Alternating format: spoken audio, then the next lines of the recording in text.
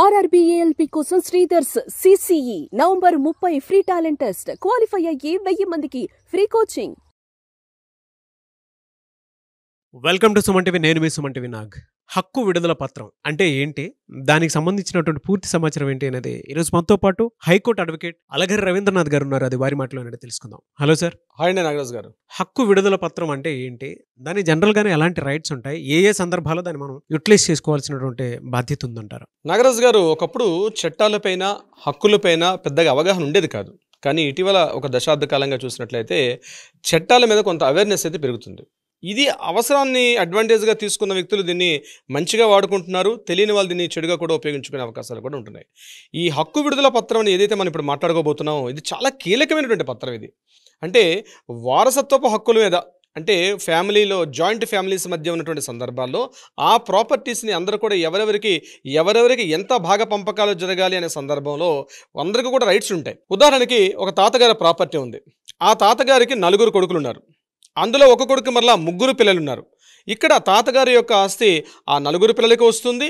అందులో ఉన్నటువంటి ఒక్కొక్క అబ్బాయి కూడా ప్రాపర్టీ చెందుతుంది. మరలా అక్కడ ఉన్నటువంటి ఆడపిల్లలకు కూడా హక్కు ఉంటుంది. అందులో ఒక్కొక్కరికి మరలా 1-2 పిల్లలు ఉంటే వాళ్ళకు కూడా ఆ యొక్క ప్రాపర్టీ మీద హక్కు ఉంటుంది.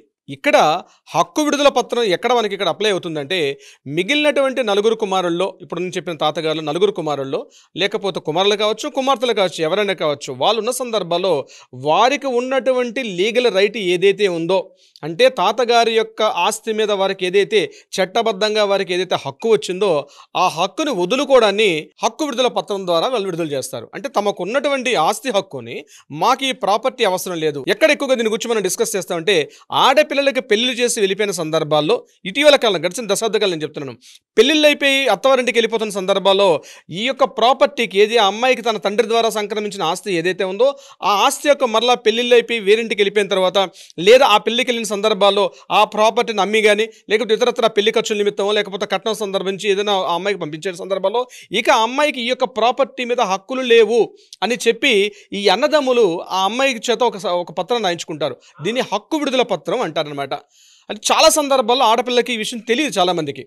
ఏదో సరే మా నాన్నగారు ప్రాపర్టీ కదా, మా అన్నయ్యలు ఇంత కష్టపడి పెళ్లి చేశారు కాబట్టి ఓకే, ఏదో పేపర్ మీద సంతకం పెట్టారని చెప్పి ఒక పేపర్ మీద సంతకాలు పెట్టేసి వెళ్ళిపోయిన తర్వాత, లేదు ఆ యొక్క ప్రాపర్టీస్ మీద మాకు కూడా హక్కు ఉందని తెలిసి మరలా ఆడపిల్లలు మమ్మల్ని చాలామంది అప్రోచ్ అవుతుంటారు. సార్ ఆ ప్రాపర్టీ ఉంది, మాకు కూడా హక్కు ఉంది కదా సార్, ఆడపిల్లల హక్కు ప్రకారం మాకు కూడా హక్కు చట్టం ఉంది కదా, మాకు వర్తిస్తుందని వచ్చినప్పుడు, ఏమా మీరు ఏమైనా పత్రాలు ఏమైనా సమర్పించారంటే, లేదు సార్ ఏదో ఒక పేపర్ తీసుకొచ్చారు, ఆ పేపర్ మీద ఆ సందర్భంలో ఆ పెళ్లి సందర్భంలో సంతకాలు పెట్టేస్తాం అని చెప్తూ ఉంటారు. అయితే ఆ సందర్భంలో చెప్పినటువంటి రిలీజింగ్ అంటే ప్రాపర్టీ రిలీజింగ్, అంటే ప్రాపర్టీ రైట్ రిలీజింగ్, ఆ ప్రాపర్టీ మీద హక్కును వదులుకోవడాన్ని హక్కు విడుదల పత్రం అంటే ఇది చాలా కీలకమైనటువంటి పత్రం. నేను అందుకని అమ్మాయిలకి వీడియో ద్వారా చెప్తున్నాను, మీకు ఏదైనా ప్రాపర్టీ మీ తాతల నుంచి కానీ నాన్నగారి దగ్గర నుంచి ప్రాపర్టీ వచ్చిన సందర్భాల్లో మీరు ఏదైనా సొంత మీ అన్నదమ్ములైనా సరే మీరు ఒక పేపర్ మీద సంతకం పెట్టేటప్పుడు ఖచ్చితంగా ఒక లీగల్ అడ్వైజర్ని సంప్రదించండి.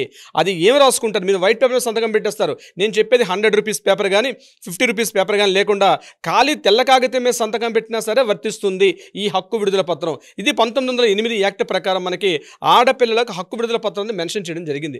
అంటే ఆ ప్రాపర్టీ మీద పూర్తిగా హక్కులు విడుదల చేసేసుకుంటారు కాబట్టి ఇక అన్నదమ్ములు భాగ పంపకాలు చేసుకుంటారు. ఇది ఒక సందర్భం. నేను మరొక సందర్భాన్ని చెప్తాను. ఒక ఇద్దరు పర్సన్స్ కలిసి ఒక కంపెనీ ఫ్లోట్ చేశారు.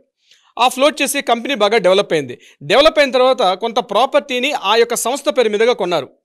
కొన్న తర్వాత ఆ యొక్క వాల్యూస్ పెరిగాయి. అంటే ఇటీవల కాలంలో ఆస్తుల యొక్క వాల్యూస్ చాలా పెరిగిన తర్వాత ఈ యొక్క వివాదాలు ఎక్కువ అవుతున్నాయి. అయితే ఇందులో తెలివైనటువంటి భాగస్వామి ఏం చేస్తారంటే, కాస్త సెకండ్ పార్ట్నర్ థర్డ్ పార్ట్నర్ కొంతమంది పార్ట్నర్స్ ఉంటే ఆ పార్ట్నర్స్ చేత కొన్ని సంతకాలు పెట్టించుకుంటాడు. అంటే మనం కంపెనీ అసెట్ మీద ఒక ప్రాపర్టీ కొన్నాం, సో ఈ ప్రాపర్టీని కంప్లీట్గా మీరు ఇక్కడ ప్రాపర్టీ మీద రైట్ రిలీజ్ చేసేస్తామని చెప్పి ఒక ప్రాపర్టీ మీద రిలీజింగ్ ఆర్డర్స్ కూడా పెట్టేస్తారంటే ఆ ప్రాపర్టీ మీద ఈ పార్ట్నర్స్కి ఎటువంటి కూడా హక్కు లేకుండా పెట్టుకునే పత్రం.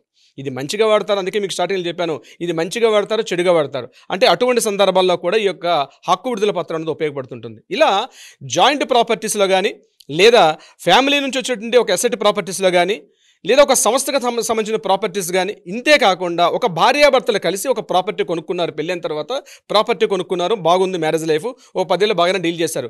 ఏదైనా సందర్భాల్లో వాళ్ళిద్దరి మధ్య మనస్పర్ధలు పెరిగిన తర్వాత డివోర్స్ కోరుకుంటారు. డివోర్స్ కోరుకున్న సందర్భాల్లో కోర్టులకు ఎక్కినప్పుడు ఆ ప్రాపర్టీ ఎవరికి చెందుతుందనే విషయంలో ఈ తెలివైన భర్త కావచ్చు, తెలివైన భార్య కావచ్చు ఏం చేస్తుందంటే ఈ ప్రాపర్టీ రిలీజింగ్ ఆర్డర్, అంటే ప్రాపర్టీ రైట్ రిలీజింగ్ ఆర్డర్, హక్కు విడుదల పత్రం మీద సంతకాలు పెట్టించుకొని దీని మీద నీకు ప్రాపర్టీ రైట్స్ లేవని చెప్పి కూడా కోర్టుకు వచ్చే సందర్భాలు కోకొల్లలుగా కనిపిస్తుంటాయి.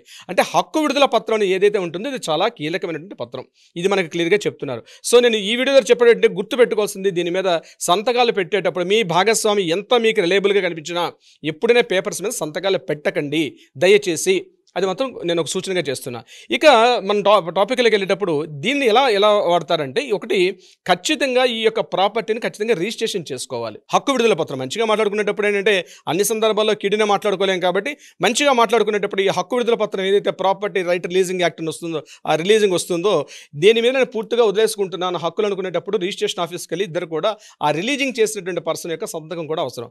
దీనితో పాటు ఇద్దరు సాక్షులు కూడా సంతకాలు పెట్టించుకోవాలి. ఇది ఖచ్చితంగా రిజిస్ట్రేషన్ చేయాల్సిన అవసరం. చాలామంది ఏమనుకుంటారంటే జస్ట్ పేపర్ మీద రాసేసుకున్నాం కాబట్టి హక్కు ఉండదని. కానీ ఇటీవలకు వచ్చినటువంటి కొన్ని సుప్రీంకోర్టు ఇచ్చినటువంటి కొన్ని తీర్పుల్లో క్లియర్గా చెప్తున్నారు దీనికి తప్పనిసరిగా రిజిస్ట్రేషన్ చేసుకోవాలి అని చెప్పి 1908 రిజిస్ట్రేషన్ యాక్ట్ ప్రకారం కూడా ఖచ్చితంగా రిజిస్ట్రేషన్ చేసుకున్న అదటి SRO ఉంటుంది, ఆంతరుగా చేసుకోవాల్సింది. ఇంకొక పాయింట్ ఏంటంటే, ఒకసారి ప్రాపర్టీ అంటే హక్కు విడుదల పత్రం మీద సంతకాలు పెట్టిన తర్వాత ఎట్టి పరిస్థితుల్లో కూడా దాన్ని ఛాలెంజ్ చేసే అధికారం మాత్రం ఎట్టి పరిస్థితుల్లో రిలీజింగ్ చేసినటువంటి పర్సన్కి ఆ యొక్క హక్కు మీద ఛాలెంజింగ్ చేసే అధికారం అయితే ఎట్టి పరిస్థితుల్లో ఉండదు. ఒకసారి మీరు సంతకం పెట్టారు అంటే తప్పనిసరిగా దాని మీద సర్వ హక్కులను కూడా మీరు వదులుకునే అవకాశం ఉంటుంది. అంతేకాకుండా మీకు సంబంధించిన వారసులు ఉంటారు, అంటే మీకు సంబంధించిన కొడుకులు కానీ కూతుర్లు కానీ ఎవరైనా వచ్చి మా నాన్నగారు ఏదో తెలియకుండా చేసేసారనో లేదా మా భార్య సరిగ్గా తెలియకుండా చేసేసారు కాబట్టి ఈ వారసులకు ఏమైనా హక్కు ఉంటుందంటే, ఒకసారి హక్కు విడుదల పత్రం మీద సంతకం పెట్టిన తర్వాత పిల్లలకు కానీ వారసులకు కానీ దాని ఎటువంటి రైట్స్ కూడా ఉండే అవకాశం కూడా ఎట్టి పరిస్థితుల్లో అవకాశం లేదు నాగరాజు గారు. అంటే కొంతమంది ఈ ప్రాసెస్ని కూడా ఎలా క్లియర్ చేసుకుంటే బాగుంటుంది అనుకునేటువంటి వాళ్ళు చాలా మంది ఉన్నారు. అంటే ఇప్పటికీ మనం వీడియో రిలీజ్ చేస్తే తప్ప తెలియనటువంటి వాళ్ళు చాలా మంది ఉన్నారు. ఆడపిల్లలకు కొన్ని విషయాలు తెలియదు. అవునండి. వాళ్ళు ఏం చేస్తారంటే ప్రేమ, అనురాగాలు, ఆప్యాయత వాటిలోనే ఎక్కువగా కుటుంబాన్ని కాపాడుకుందాము, కుటుంబంతో మనకి ఎందుకు గొడవలు పెట్టుకోవటం అనేటువంటి ఉద్దేశంతో ఉంటారు. బట్ మీ బాధ్యత మీకు ఏ హక్కులు ఉన్నాయని తెలుసుకోవటం అనేది. సో వాటికి సంబంధించినటువంటి వాటిలోనే సరే వీడియో చూసిన తర్వాత డెఫినెట్గా 10 మంది షేర్ చేసి మీకు ఇంకేమైనా డౌట్స్ ఉంటే కింద కామెంట్ బాక్స్లో పోస్ట్ చేయండి. కొంతమంది అయితే అపాయింట్మెంట్ తీసుకుందామని అనుకుంటూ ఉంటారు సార్, మీ పర్సనల్ అపాయింట్మెంట్ తీసుకుందాం అనుకునేటువంటి వాళ్ళు ఉంటారు దీన్ని క్లియర్ చేసుకోవడం కోసమే. సో మీ పర్సనల్ అపాయింట్మెంట్ తీసుకోవాలి అంటే ప్రాసెస్ ఏంటి, ఎలా? కింద స్క్రోల్ అవుతున్న నెంబర్ని కాంటాక్ట్ కానీ అట్లీస్ట్ వాట్సాప్లో డీటెయిల్స్ పంపిస్తే మా పర్సన్స్ సంప్రదిస్తారు. లేకపోతే మీరు డైరెక్ట్గా ఆ నెంబర్కి కాల్ చేసి కూడా అపాయింట్మెంట్ తీసుకోవచ్చు నాగరాజ్ గారు. ఎనీవేస్ థ్యాంక్ యూ అండి, thank you so much Alagar Ravindranath గారు. Thank you so much Nagaraj గారు. చూసారు కదా వీడియో. ఈ వీడియోపై మీ అభిప్రాయం కమెంట్ బాక్స్లో పోస్ట్ చేయండి. ముఖ్యంగా మీరు కనుక హైకోర్టు అడ్వకేట్ అలగర్ రవీంద్రనాథ్ గారిని అప్రోచ్ అవ్వాలి అనుకుంటే అపాయింట్మెంట్ కోసం స్క్రీన్ మీద కనిపిస్తున్న contact number call or message WhatsApp చేసి వెంటనే అపాయింట్మెంట్ బుక్ చేసుకోండి. ఈ వీడియో లైక్ చేయండి, షేర్ మాత్రం తప్పకుండా చేయండి. ఇలాంటి మరిన్ని వీడియోస్ కోసం మా ఛానల్ ఫాలో అవ్వండి. Thank you. సుమన్ టీవీలో మీ పర్సనల్ అండ్ బిజినెస్ ప్రమోషన్స్ కోసం కింది నెంబర్కి కాంటాక్ట్ చేయండి.